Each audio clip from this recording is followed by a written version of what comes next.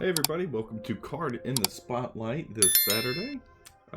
We're gonna go over a card that most people have seen before. I would suspect that everybody has seen this card if you've been in the hobby any length of time, but so not an uncommon card and not an unknown card. This is the Trae Young Prizm Silver 2018. Obviously was a rookie in 2018. Trae Young, super popular.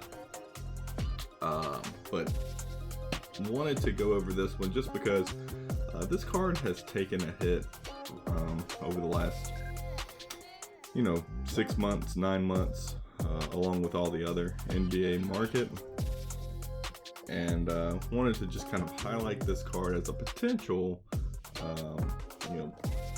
It's an interesting card. I like the card, I like the player, and I think there's actually some room to go up, so wanted to at least talk about it here. And yeah, so let's get into it. Obviously that's the Trae Young Prizm Silver, so I assume everybody knows this, but the silver is just a parallel that has that rainbow refractor. When the light hits it in different ways, it gives it that rainbow appearance, much more sought after than the raw card, which is just a normal kind of flat card. This one definitely has that refractor reflecting the rainbow of the light a lot more than any of the others. And so just wanted to bring this up. I have here the market movers not the pop report. I have the market movers kind of data since from different places. So we'll start with the PSA 10 and kind of go from there. Recent sales are anywhere from 780 to the 900s. There are, looks like the last one was 780, one before that 760, and these are all in the last couple weeks. 800, 985, 810, and you can see the chart here from Market Movers. I use Market Movers just because it's a free app on my phone. That's about the only reason that I do use it. But yeah, so this is kind of interesting. You see the chart there that kind of goes up and down. The silver cards are going to have a lot better hold to their value and experience that downturn a lot more favorably than say just the base PSA 10 or something like that. That's going to get hit pretty hard. But yeah, you can see it kind of popping all over the place there from the 700s up to the 900s. I think if you could get this card around the $800 mark, or especially if you could get it in the 700s, I think you're probably getting a pretty good price. His 7-day return is minus 1.8%, so that's what his market has done. In the recent past, the 30-day, if you look and kind of go back out a little bit longer, you have a 8% uptick there. And so yeah, that's the PSA 10 pop report, or PSA 10 sales chart, sales data. If you drop to PSA 9, it changes a lot. There's one sale back at the beginning of February that was 350. Looks like,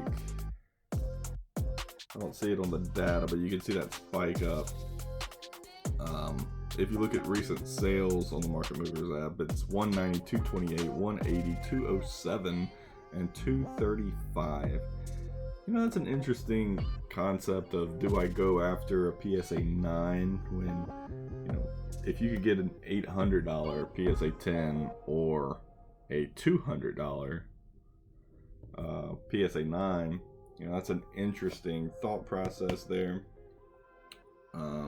to decide, if the PSA 10 is not really in your budget, which it's not in mine, and cards on the table. I don't have any of these Trae Young rookie cards.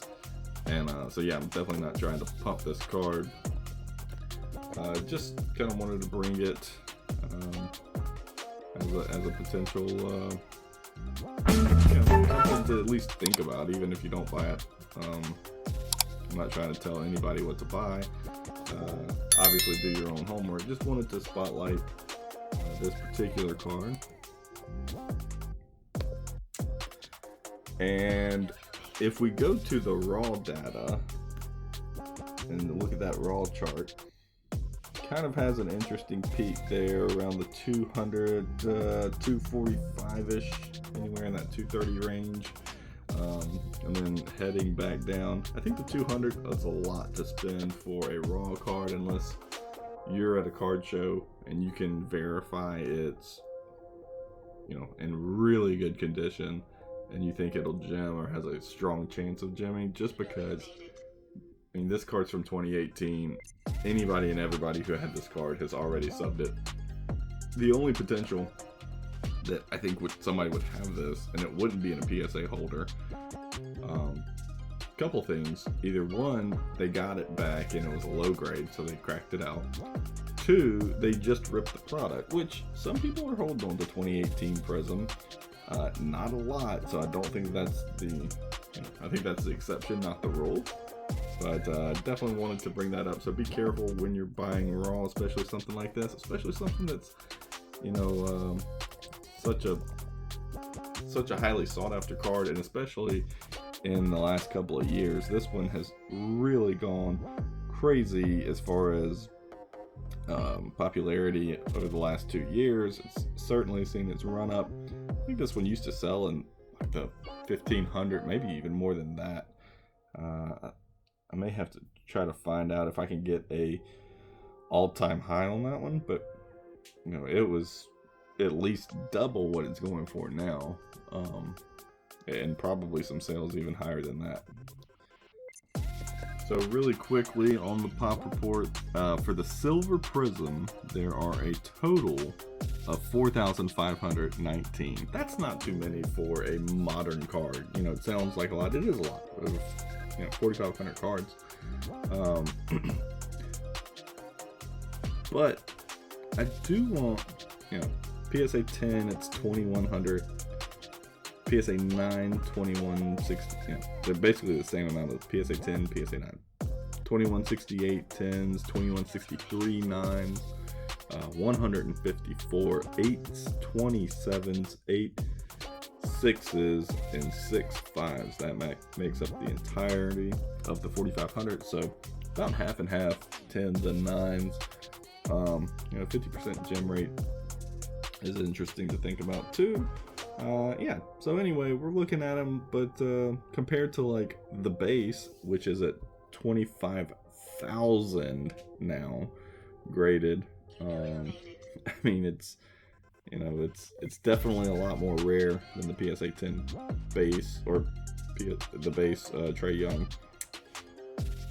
So just something to think about. There are, when you look at it that way, there are let's see, 11,168 PSA 10 base rookies for Trae Young. There are less total graded Trae Youngs than there are PSA 10s of the base rookies. So something to think about, not just for Trae Young, but for any player, basketball player, anybody 2018 and newer.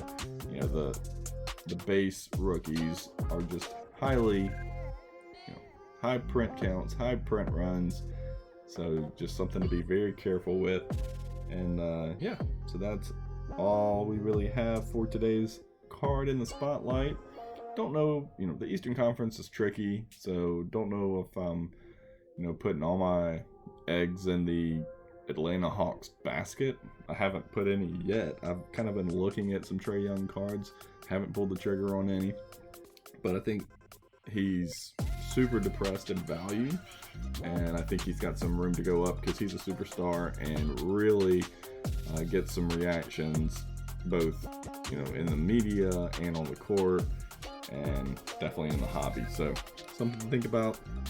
Till next time, Thank you all for checking it out. If you liked it, make sure to smash that like button and follow for more. Subscribe down below and comment what you want to see next in Card in the Spotlight.